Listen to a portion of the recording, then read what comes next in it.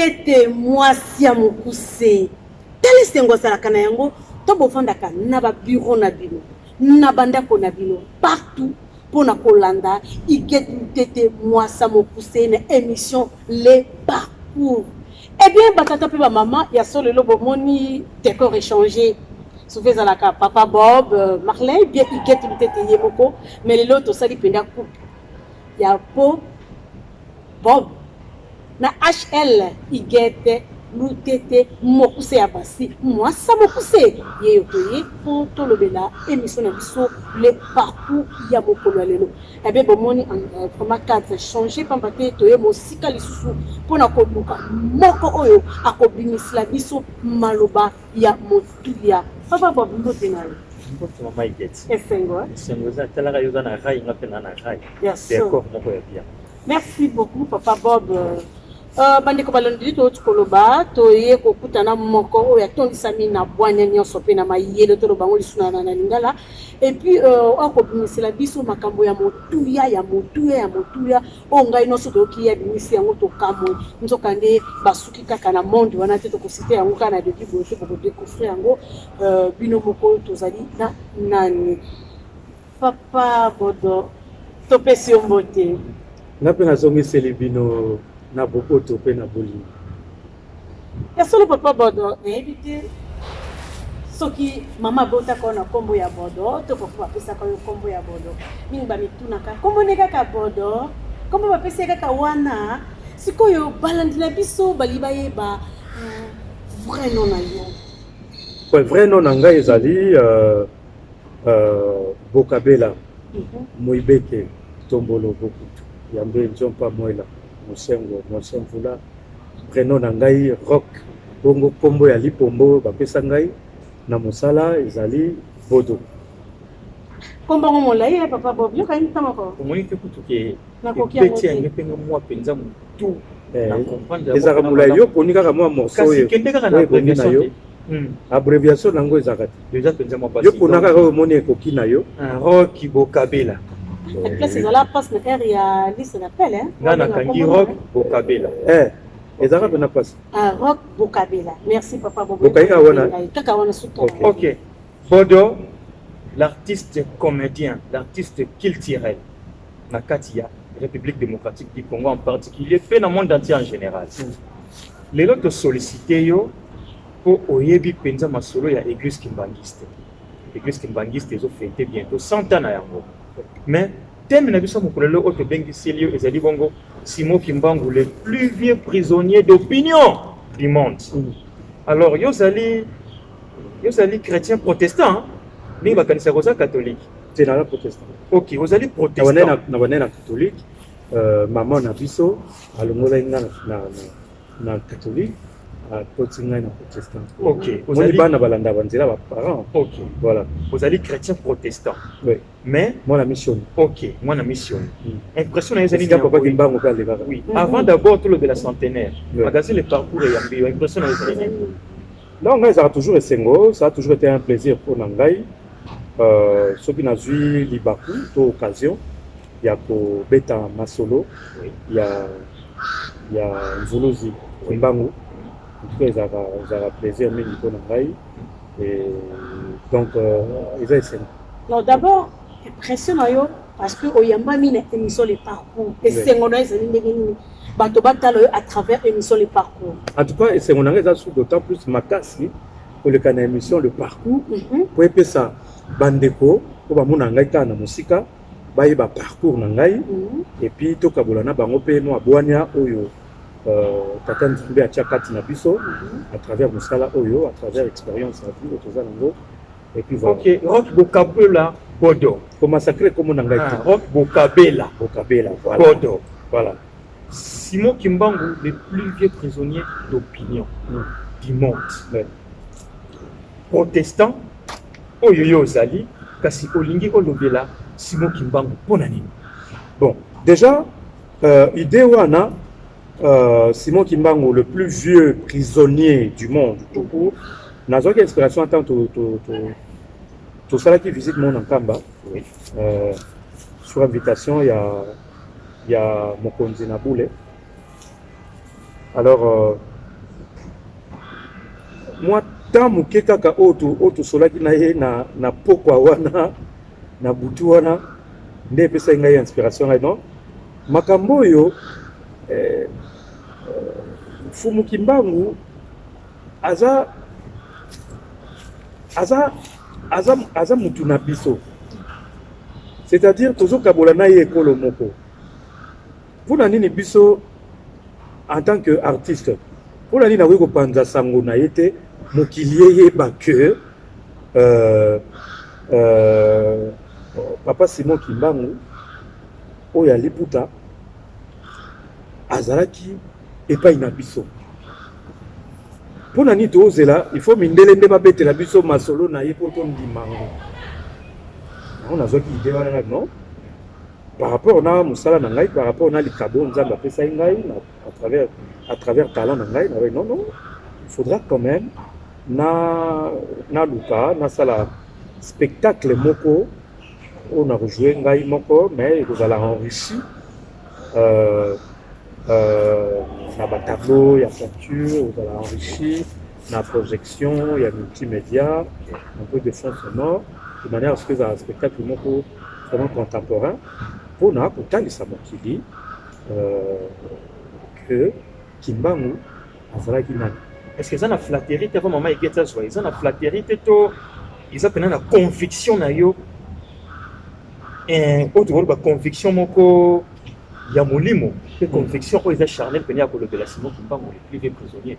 Bon ekoki kozala flatterie te oti ozalaki flatterie nde banda nazwa likanisi wana nangaki natinda facture pro forma po généralement biso ozala so tocréer spectacle so toza na production osala état de besoin pe makambo oyo il faut nakende soki ndenge nini il faut boye osali facture ekeli mais wana ça n'a rien à voir ezali contribution na ngai en tant qu'Africain en tant que Congolais en tant que Moindo po mokili pe tosala pe lolendo po toyokaka bamasapo ya bato mosusu azalaka égyptien o kuna prophète soki israélien soki nani mais puisque biso toza pe na oyo ya biso esengeli tosalela ye lolendo mpona kosalela ye lolendo mpona kopanza sango mpo mokili eyeba ye eza likambo ya koflate te na oflate nani soki koflate na oflate nzambe po abombela ngai bomoi bwaseko na paradis mais na koflate moto ya mokili te ya solo tolandi ngo lobi bien que ozali chrétien protestant missioni sepeleka kokende likamba tokotuna masolo nyonso te pamba te masolo mosusu ezala pene ya yo moko donc tokobabenga masolo ya motema soki ya nini balobaka ya kuzu tobimisa te mais so tokozwa ata moko to mibale kokobimisela biso yango biso toyoka yango beaucoup plus batelespectateur bayeba mai bosololaka oyo esololaki yo neti na mokonzi ya bule papa Simon Kimbangu piano en tout cas mais oseki na liboso mpona naseki mpo eloko yango donc c'est-à-dire phrase ya liboso na yoka ntango tokoti na salle ya audience place papa ayambaki biso bon on dirait bani nano masolo pendant plus de 3 heures du temps oui c'est là ben faut oui ayebisi biso likambo ya kokamba avant papa Kimbangu bato bande kondima te ke motu moyindo akoki kozala na lola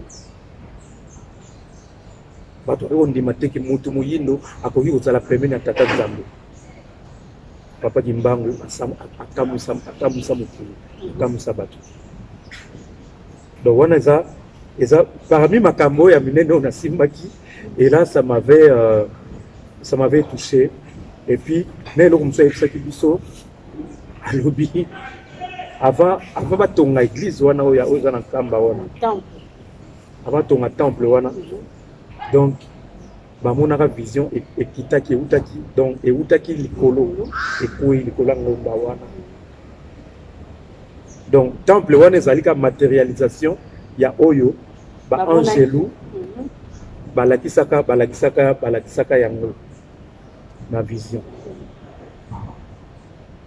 wana eza mo makambo mibale misato oyo nasimbaki oyo osepeli kobimisa et puis eloko mosusu ya suka na koloba en guise ya conclusion ntango tozalaki na mokonzi ya bule lobi makambo tata Simon Kimbangu soki babetaki yango na mindele soki mindele nde balobaki que papa Simon Kimbangu aza oyo azali nde tondimaka yango mais lokola mindele nano aloba yango te yango moyen tondima yango ezali te et ça m'avait fait très mal. Je crois ezalaki parmi ba déclic po ngana alobaki non il appartient na moto na congolais pe na africain moko na moko esika azali amema sango amema lisolo ya papa Simon Kimbangu po mokili eyeba posololaki mingi ya so toyoki ndenge olobi surtout loba moko olobi ya suka papa Simon Kimbangu kianga na lobi soki mondele nde alobaki likambo Simon Kimbangu nde mokili elingaki indi mpona yo Simon Kimbangu azali bon mpona ngai na début déjà nalobaki papa Simon Kimbangu nalobaki nabengaki ye mvuluzi papa Simon Kimbangu mpona ngai aza na badimension ebele évidemment pour comprendre nazali artiste mais décortiquer naza un artiste aza na façon na ye ya komona makambo ebele papa Simon Kimbangu aza badimension ebele aza na dimension politique aza na dimension ya bomoto normal en tant que leader d'opinion et puis aza na dimension spirituelle selon ngai et je le dis en tant qu'artiste pour artiste azali moto alobaka bon nalinga na ete na polo bango ndenge nini na français balobaka un artiste c'est celui qui dit tout haut ce que les autres chuchotent tout bas. Vous comprenez? La dimension politique, il y a papa Simon Kimbangu. Aza moto aliboso oyo atelemelaki moto akangaki baindo na minyololo. Aza moto aliboso oyo atelemelaki injustice. Il y a ba politiciens oyo à l'époque ils alaki ba colonisateur ba belge. Telemelaki bango. Voilà dimension politique. Dimension ya bomoto. Aza moto aliboso oyo abandaki kolakisa bato nzela à travers grandeur na ye ya komona makambo pe oyo etikala ti lelo oyo eza kokokisama que mondele okoma moindo okoma mondele bien que baindo yango baza babolole ti lelo bazolinga ko capitaliser indépendance oyo papa Simon Kimbangu alobaka te baza nanu kaka na kati ya boyinga na kati ya kibolole nde yango tozotatapana nanu mais papa Simon Kimbangu alobaka yango déjà la troisième dimension na ye papa Simon Kimbangu azali non seulement un prophète. Bon, sans pour autant apporter une considération trop religieuse. Mais papa Simon Kimbangu, il est plus que ça. Plus qu'un prophète. Papa Simon Kimbangu, on a vaincu le vie. Moindo akokoma mondele et mondele akokoma moindo otukolo bango tout à l'heure. Ouais. Waziango. Oswaka ya mundengini okofongole biso mundengini oti kolobaki moto mwindo jusque là on dirait azana nkaka na batana na kaka aza sur na Simon Kimbangu te siko pona yo papa alobaki yango papa Simon oyo 21 alobaki yango mais est-ce que biso toza kosalela yango est-ce que toza ko matérialiser prophétie wana soki totali lelo ndenge biso baindo mondele akenda atika biso mboko tango mondele azalaki bakoko na biso babeta mafimbo papa Simon Kimbangu bakanga ye ti akufa na prison ezana bafamille bazala relégué balongoli bango bakeba batindi bango soki wa biso na Kisangani wana ezaki mondele asaki bongo mpona likunya aye ko exploiter richesse na biso nkita na biso alingaka nga biso minoko po bayebaka déjà que biso toyebaki nzambe toze kuna bonzambe koleka bango ntango bayaka bakutaka déjà sur le plan politique il y avait une organisation déjà il y avait des gouvernements il y avait des royaumes très bien organisés yango moni Koko Léopold II ntango atindaki bato bayaka awawa ayebisaki bango ntango bozokende kuna bokeba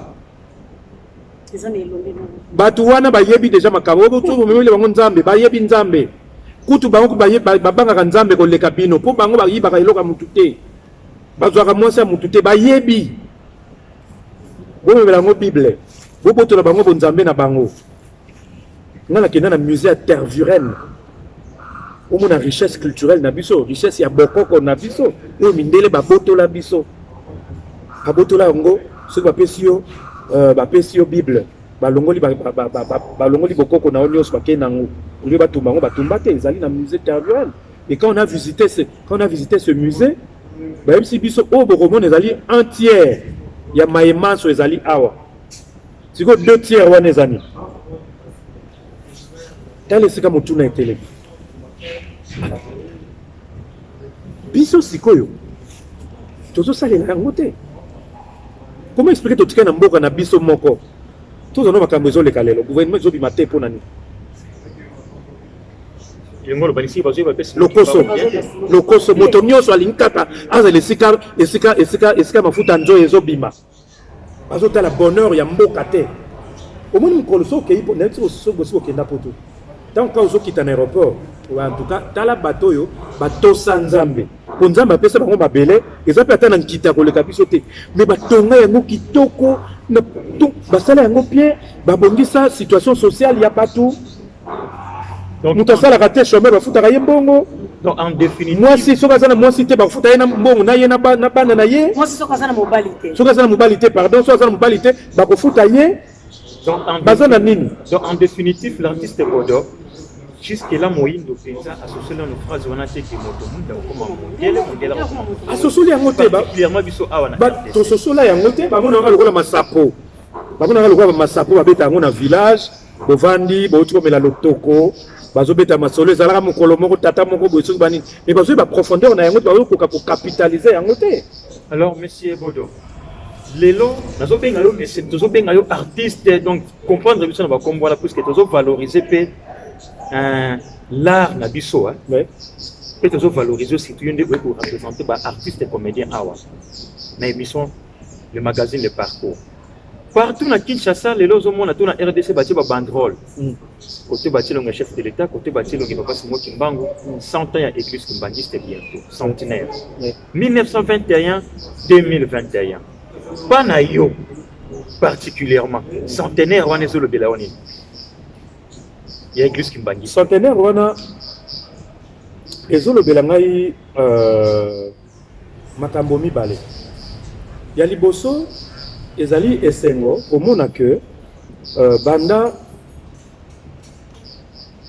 bokangami ya papa Simon Kimbangu na 1921 nde kobotama ya église malgré vent mbonge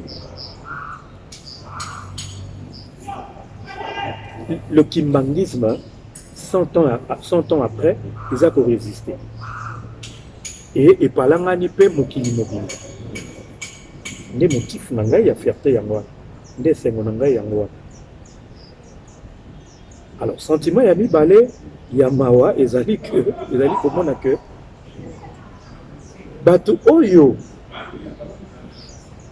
lingomba wana mouvement wana esalama mpona bango bazozwa conscience na yango te bazoprofite na yango te. Lelo tomonaka bachrétien bakendaka pèlerinage bazokende soki Égypte soki Israël bamusulman bakendaka Mecque na Arabie Saoudite. Est-ce que biso toza na ville sainte na biso kaka wa soko zibus nayebi te soki bapoliticien mpe banda olinga kobongisa nzela yango te nayebi te kaka mpona kimote ya mabe ekozala kuta apport mingi na niveau ya soki baso babongisa nzela yango omonaka niveau ya kimote ya mabe esika bonzambe na biso ezali ngamba liboso nakenda kuna me nayoka mawa mai ya miso eleka ngai nzela mabe nayebi te soki ebonga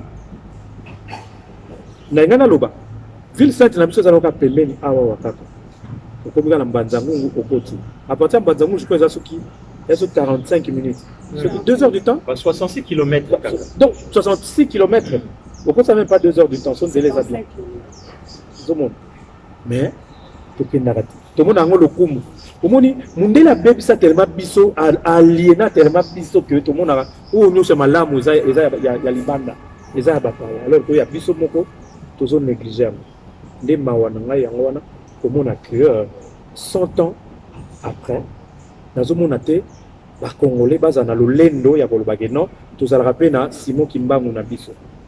Et c'est ça le mal. Santo Église Kimbangu c'est centenaire aussi Rock Bodo à part il y a centenaire Église Kimbangiste et cause la ligne la cité sur le plan politique sur le plan socio-culturel or il y a 100 ans Église Kimbangiste la ligne. Bon, je pense que Église Kimbangiste et puis ça piso ndakisa et puis ça piso ndakisa monene à travers philosophie nango ils ont résumé na bolingo mibeko na misala. Je pense que c'est y a pas mieux que ça. Il y a pas mieux que ça. Ceux qui tolingi lelo yo ata bato bazo wele la pouvoir lelo tata mokonza zuna idée bien sali union sacrée, c'est-à-dire bato tous à la unis tous à monter ma moko bolingo lisanga to linga ekolo na biso poto po bakaleza la tête to mola mboka na biso mais ba o ba ye bazo na lokoso c'est-à-dire ngafuna ko mwana lokola za locataire pour ba sentir ngai na somba mapango na somba mituka ndi yango mona loko zo bloquer les blocages du gouvernement ils ont bimaté. Or après l'église kimbangiste ce qui a été appliqué kaka bolingo mibeko na misala c'est fini Congo kotomba. Mais c'est vrai oyebi pour ce que tu appliquer bolingo c'est-à-dire au kota kuna pona yote pour ce que kota pona peuple attention ibo ngai bodo na linga na la ministre mais ba ngai te ba papa Bob non c'est bon ndenge na yebi Bob aza travailleur il va travailler pour le peuple aza na bolingo wana travailler non seulement pour son bien il va pas travailler pour son bien mais pour le bien de la population nako lukana bundisa yete communauté tout entière celui de bito c'est là libeko c'est l'état de droit au chef de l'état aza ko prôner moyibi na misolo à l'état te misolo à l'état ezali à l'état ezali po sunga population etombola Congo mboka munene etondankita esala biso nation état to ke na poto biso colta kaka biso cobalt kaka biso cuivre kaka biso diamant or kaka biso uranium mais oyoka ata toza nation toza côté toza na liste ya pays pauvres très endettés PPTE et puis gouvernement moko le kaka tango donc ba classer Congo na catégorie wana ba ministre balikana te ba sepeli tozo sepela pour désormais ba côté si biso na kati ya ba pays pauvres très endettés to banda ko zama lisungi to no zama aide banini yoka soni na kanisi eska papa ki Simon Kimbangu zali dans la yoka makambo wana je crois akufa mbala mibale. Mais monsieur Rock, est-ce que on a une question très cible, particulièrement yo, oui. Vous bénéficiez déjà de Simon Kimbangu. Et ça la Simon Kimbangu il y a 20 ans, et ça la Simon Kimbangu l'actuel, le chef spirituel. Bon, dévoilé en opéra. Ngai d'abord et là il y a monene na bénéficier nango, ezali lolendo on azana en tant que moïndo. En tant que Congolais, nous vivons dans Mboka Nangai. Parce que total le matériel, papa Simon Kimbangu il n'était pas là pour le bien matériel. La preuve, il a laissé quoi comme bien matériel? Richesse matérielle nini? Oh papa Simon Kimbangu a tiré non. Moi je pense que Bitumba papa Simon Kimbangu abundaki azoli biso kita o elekin kita nyoso o elekin kita sur le plan matériel okoza ba diamant okoza ba coltan na chose en esclavage oza moumbo ya moto je pense que ça ne sert à rien okoza ba immeuble na yo soki ndenge mais sokoza esclave ya moto hein ndenge bakoko na biso basouffra osala nini déjà omoni ville ya Kinshasa ezalaka ville ya Kinshasa kabonaki kote oyo Kalina eza bamindele baévolue ale biso lokola bakoko na biso bazalaki basenzi bénéfice na yo penza palpable et pas Papa Simon Kimbangu na Papa Simon Kimbangu qui engagné l'actuel chef spirituel. Vous avez dévoilé combien de choses qui m'a expliqué bénéfice net nini ndenge nazomona nde ozoluka bénéfice matériel tenga na lobika omoni bitumba oyo Papa Simon Kimbangu oyo alikuta oyo ya 21 abunda tokoki koréduire yango na matériel parce que mutu a se sacrifier pour na bon somme. Question na ezali bénéfice pour na yo. Pour na mokili mobimba ko généraliser kate. C'est-à-dire eza vraiment ya yo. Pour na. Oui. Naza koya. Azoki mate. Nakoki mate. Pour moi naza moko kati ya bato nyonso. Naza moko kati ya ba Congolais, moko kati ya Bayindo. Oui, moko kati na ba Congolais, moko kati na Bayindo, mais pour question na yo moko nanu personnellement. Pour ngai moko nanu eza lolendo, eza fierté oyo Papa Simon Kimbangu atikela biso pona bitumba oyo abunda pona bonsomme. Mama, okoza na voiture na yo, okoza na mbongo na yo. Mais si oza na esclavagisme, si oza moumbu ya mundele, ça ne sert à rien. Okoza na ba immeuble na yo, mais so immeuble ala kokota te poza mutu mwindo. Pesa mindele ba gérer la ko ba immeuble wana. Ça ne sert à rien. Lelo yo biso eza fierté pour na biso ko beta tolo que non boka oyo etikala ya biso bien que ba politiciens bazo sunga biso to jouir na richesse mboka na biso te, mais il y a des gens au babunda entre autres Papa Simon Kimbangu pour na bonsomme na biso et c'est une fierté, je crois, c'est une richesse ou l'équipe à richesse nyonso. Comprenez? Donc na habité ce que ça la richesse moko o eleki wana o na ko loba. Donc l'andika kana sinya dernièrement na yo et richesse moko. Na monde na bino ya Baptiste. Est-ce que le centenaire si bokanisi déjà yango on batte soki nga na lobby bato bakoyoka yango penza ti. Mais soki memi yango na scène bato bakoyoka yango mingi. Mais tant azali kotala yango et pas ikosika et pas azozwa leçon et le monde na bilo mosa ko bongisa nini pona azo représenter pe ba artiste ozo représenter bango nyoso zali komona bango nyoso pene na yo wana kaka comédien te ba artiste nyoso en général. Ouais. Bon, en tout cas nakoko loba biloba lobate sincèrement toza non contacté te na organisation tozo compter totika le moins na 3 semaines. Oui, mais biso ata papa ata mokonzi na boule sika zali kuna ayebi ke bana na ye toza ba guerrier. Biso toza ba guerrier ko tanga zaki na besoin na biso pona makambo ya kotonga musée rabaki te nazana na bana na ngai kuna naza na besoin baya bakota bitumboyo pona kobelela mokili mobimba bato nyonso baya toko sa prophétie Papa Simon Kimbangu ya Zantaya oyo alobaki bato bakouta mikili na mikili bakoya na nkamba pona kotala esika Papa Simon azalaki. Voilà, donc yango va ko sa elo pose ya sopal aloba. Biso to église Kimbangiste, c'est une église qui est très bien organisée. Programme on ezali milulu minene. Certainement il y a un comité d'organisation. Nous on ne peut pas s'improviser. On ne peut pas s'improviser, mais là, dans le lobby, tous les guerriers, il y a mon konzi à boule. Lelo, ce qui a béni, c'est lelo. En tout cas, ça, donc, l'artiste est coréen.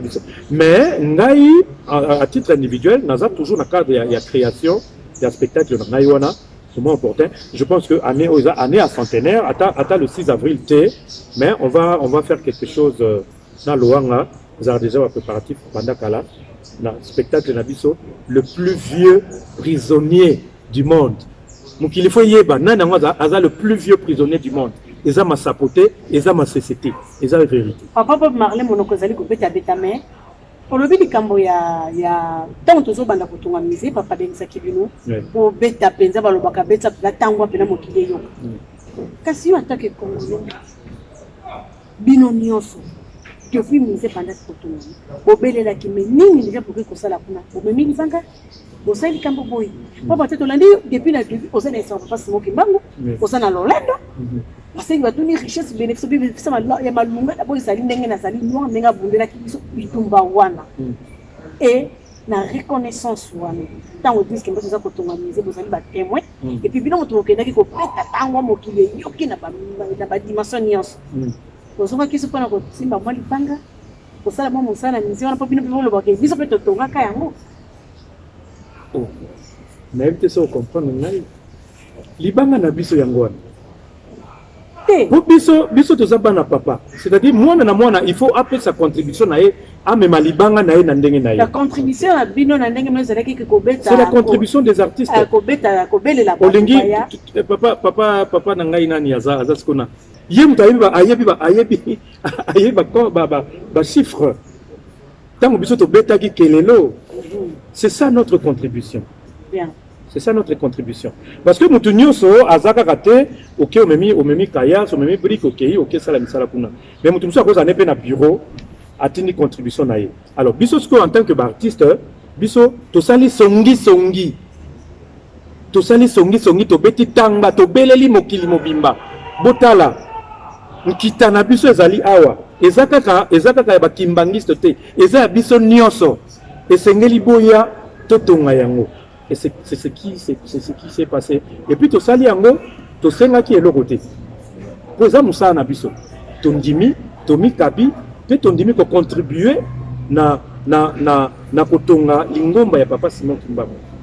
Sans demander un cachet en retour.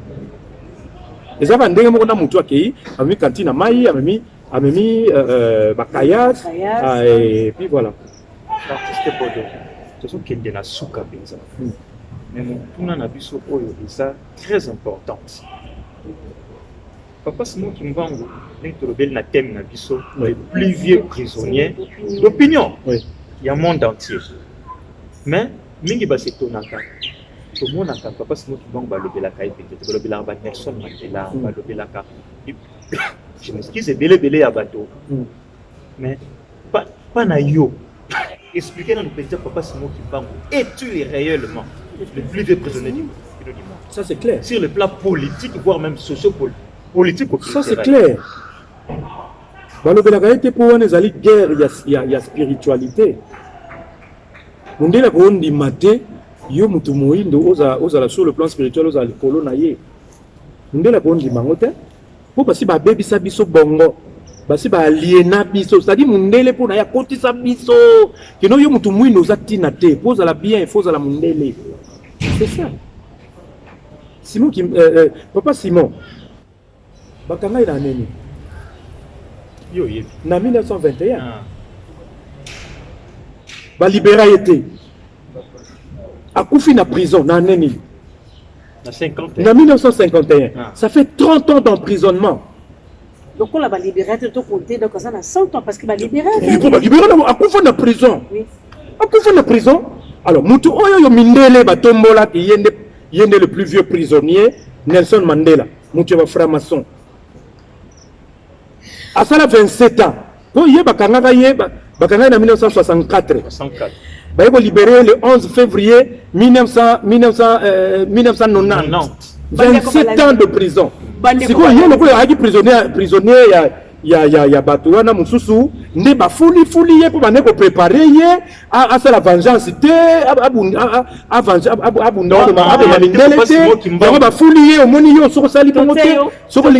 Président, la vengeance, Mandela Kota boxer, abima lembe, lavaye cerveau. Bandeko Balandi, Bokoloba, Azalaka Choboye, tozana né à centenaire. Eza né à libération. Eza né motono sa bimisa et loko et ça la cahier passe. Je crois que vous avez remarqué monsieur Rock Bodo, to denga ngé Bodo, asa un peu chaud, mais c'est normal tout ça né à centenaire. Donc to bito te pose pour mati peza makasi, mati makasi, mais ça makamo susu ndenge auto do ba biso to ko lo bango na ko bomo mais bango ba ko lo bango polele ndenge zaleli ndenge wana. Papa Rocky Bodo, tous on se malobana yo. O pas si moto que toki. Alors, bibi c'est pena ya kati. Okoka mateso mo ndena za boye za ngaite. Eza papa Simon daza kati bango. To komi ya na lobala ngai sans crainte na obanga te. To komi na zo bimisa po to sunga population. To komi presque na suka. Alors, to tikeli autant oyo. Au sein la préfet na yo ndenge ba conclusion ya nyonso oyo eleki bato bazolanda yo bandekono ba artiste ba politicien ba évêque ba cardinaux ba te belé caméra ezali pa na yo exprimez-vous maman kusa taloza oza d'accord Naza d'accord, mais likambo ya le plus vieux prisonnier aussi c'est qu'on a bien été. Na kati ko pona monako mataki. Parce que mon te on a tikeli à s'exprimer à expliquer en malam. Pona monako mataki o tokaki o pensa ma motoki muke mais faut aussi ça on peut bimisa on peut libérer vraiment bien. C'est-à-dire papa Simon bakanga en 1921. Ba libéra été en 1951 aye ko kufa. Bon, mutu moko boye azaki boxer.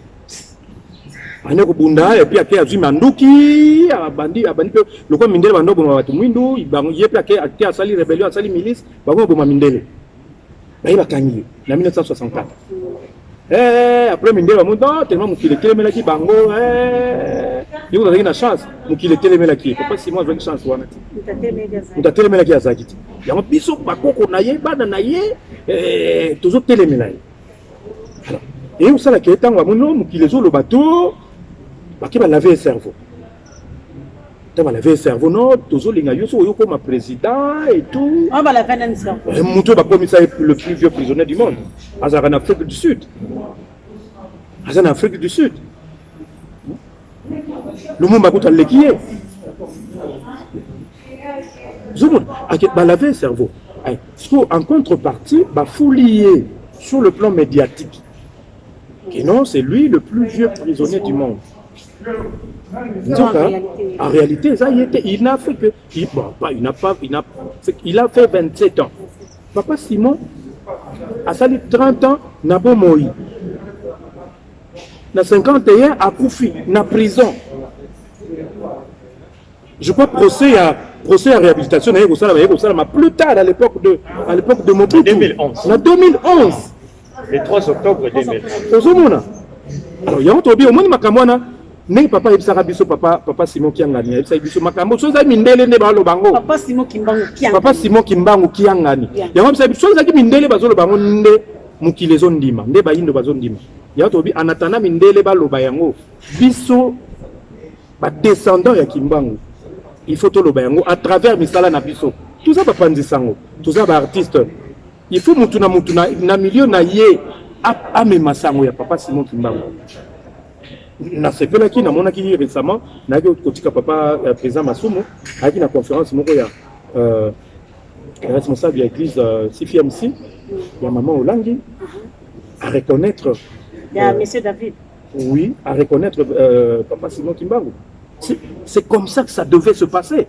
Ceux qui moko na moko lelo artiste papa Masumu yona sali film sur Simon Kimbangu. Ceux qui les ngai na salle spectacle na one man show sur le plus vieux prisonnier du monde. C'est-à-dire na relater ba péripéties nyonso ya kokanga ma papa Simon ti ba miracle wande ko sala ti à un certain moment. Ceux qui mutu musu pe na domaine na ya bia sala ceux qui ba cinéaste mutu musu bia sala documentaire sur papa Simon Kimbangu. Au monde ke ko palanga na mukili mobimba et ba ko comprendre yango. Voilà, motivation nangai. C'est-à-dire c'est une contribution en tant que Congolais, en tant qu'Africain, en tant que Noir. Voilà. Tokomi na suka ndenge papa Bob Marley ba oki ko ba tokomi na suka. Toyebi ki ba to belé ba kolanda yo. Oui. Bimisa nyonso. Oyo bongisa makolo lelo. Je crois on a bongisa makolo lelo na sina bimisi yango. En résumé kaka ndenge papa Bob Alobaki donc centenaire oyo et sengeli to capitaliser yango hein to capitaliser yango c'est-à-dire to zwa ba bien fait oyo kimbangisme eza ko véhiculer to salela yango ne kotombola mboko na bisa bino ndingo ba conseil nini kimbangisme et apporter ni na gouvernement pour mboke kende biloko misa to kaka centenaire biloko misa to kaka bolingo mibeko misala bolingo c'est-à-dire ata batio te aux la ministre tika moninga za suka zo mériter aza parce qu'il va servir le peuple ake wana pour intérêt na yete soki ozo wele la seke za ozo linga osala pour intérêt na yo mibeko c'est l'état de droit oyivi eloko ya l'état bakangi yo mbongo ya l'état eza ya l'état comment mboka tonda nkita coltan nini diamant ekomi nango donc biso richesse na biso bénéfice na biso zaka ba guerre bitumba toza te na usine moko te ya transformation ya coltan na mboka na biso eza te babiso cobalt yango nde bafabrikano batelefone babatterie ya bavéhicule électrique ata usine moko ya cobalt awa te po tofabrike bacobalt tofabrike banini babatterie biso kaka guerre biso kaka baviolaka basi basala bana bazwaka bana mike bakotisa bango na se ya mabulu basalaka badiamant barichesse na biso wana bakolta na biso soki eza awa na este wana na Ituri na Kivu soki eza awa ezokute moins cher oyoka ata 0,0 point eloko te c'est-à-dire ata mwana wake kotimola soki ateki yango azwa te eloko te mais soki ekatisi kaka lape Kivu ekomi bamillion taki ndoki wana mibeko misala kimbangisme epesa biso leçon oyebi ntinsani c'est-à-dire kotonga mboka biso moko mondele soki apesi yo aide na nsima ya aide wana yango ozomona bitumba kuna condition ezali mais soki tosimbani tosangisi biloko na misato bolingo tomonaka intérêt ya mboka tomonaka intérêt ya population mibeko so nabongisi intérêt ya mboka bakokanga ngai na osala 20 ans 25 ans de prison misala to mettre yango en pratique cobalt wana totonga te est-ce que tokotonga nini te oli kosalaka bamagasin ya bino moko ya bacobalt banini botina yango à l'étranger nde yango wana leçon oyo ngai nakoki kopesa en guise de conclusion de manière à ce que mboka na biso ekende liboso bapoliticien botika égoïsme belge akenda papa Simon Kimbangu abundaki po belge akende atikela biso mondele akoma moindo lelo biso moindo tokomi mindele parce que tozokonza mboka na biso moko sikoyo tokoma besclave ya biso moko baindo à travers lokoso ya bato bazokamba mboka on a tokosepela nango te bozoboma papa Simon Kimbangu mbala mibale na suki wana merci beaucoup l'artiste Rock Bodo Bokabela il y a pour répondre à l'invitation à biso mokolelo il y a pour dévoiler pour décortiquer pour être une personnalité.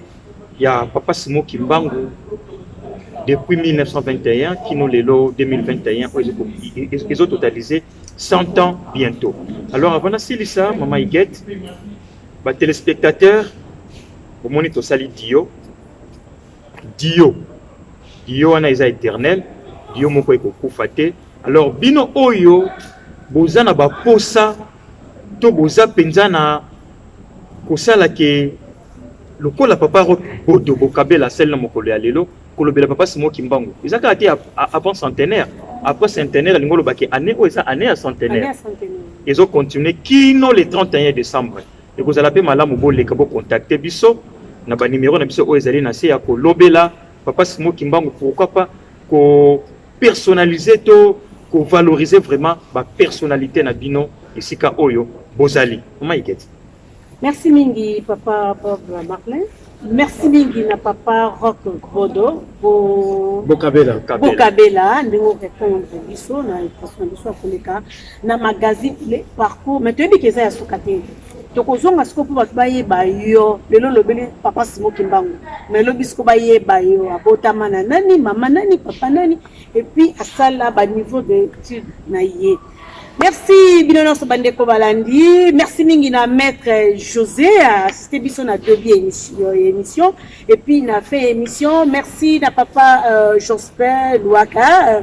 Merci na bandeko nyonso. Merci na le Mpaka Saint-Denis soki na benga ke Mpaka.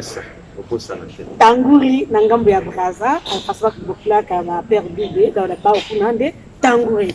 Bien. Na meko lo bon ke mon kutu ba po émission na maka partout. Bien. vraiment topesi bino merci merci merci merci na cadre kitoko ya Maisha Park oyo tofungamaki porte na ye meilleur Jospin Waka topesi bino nyonso mbote botikala malamu na bandako na bino kimia na mabota na bino na bolingo mibeko pe misala nde totombeli bino bolandi malamu ya magazine Le Parcours. Papa Bob mbote